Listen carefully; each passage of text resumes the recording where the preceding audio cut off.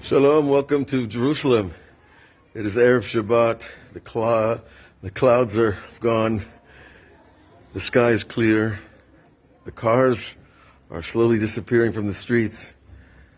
The people are all running, hurrying, get ready for Shabbat.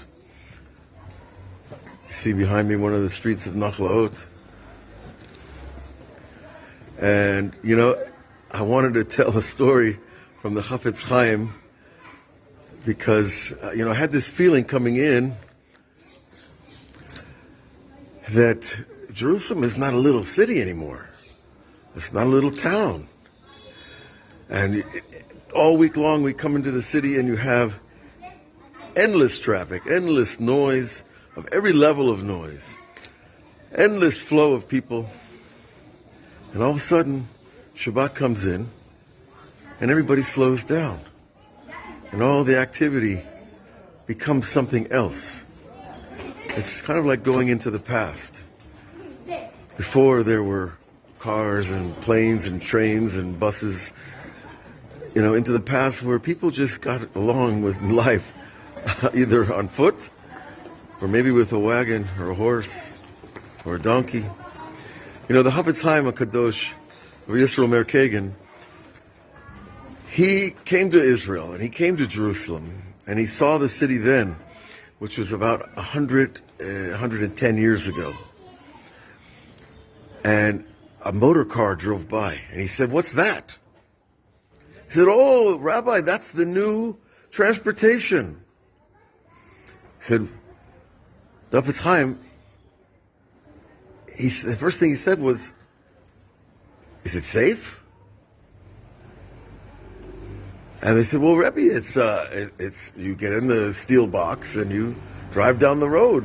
But he said, "Is it safe?" He said, "Well, things can happen.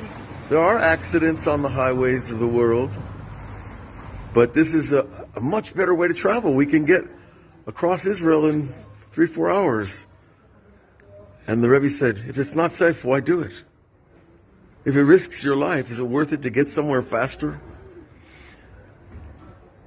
And I thought about that message.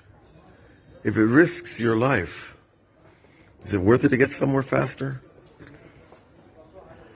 And what is risking your life if it takes up my life to go fast, if I serve the vehicle that's supposed to serve me,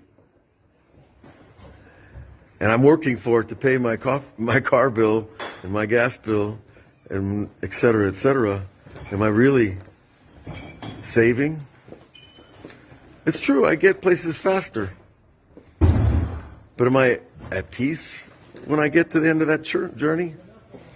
Am I in the mindset that I want to be in after dealing with the traffic and the crush of people and the impatience that these machines seem to inspire?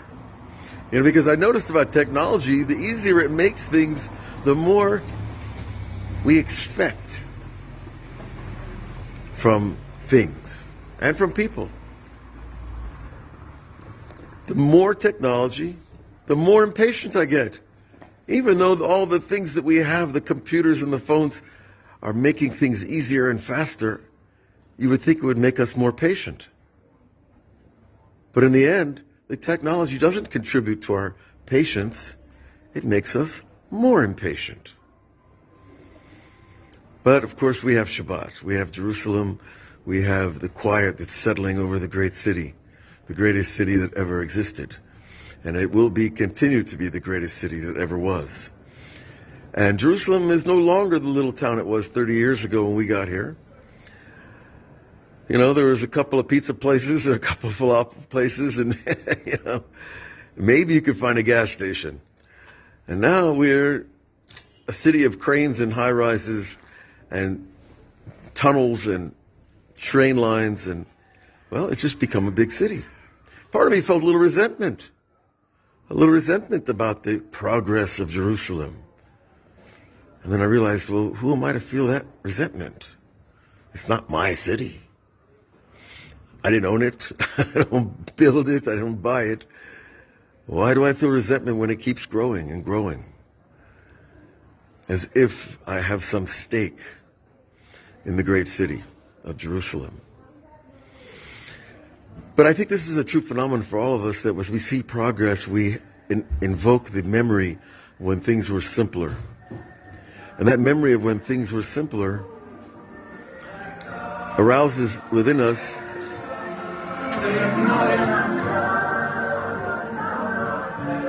you hear that music? That wasn't yesterday's top hits. Those were maybe 150-year-old songs. But as we invoke the past, we invoke that simplicity within. And the simplicity within is really what we're after. And Shabbat is like God enforcing a little bit of simplicity. I'm going to make your life simpler one day a week. And that simplicity is going to give you the peace that you're after in the first place.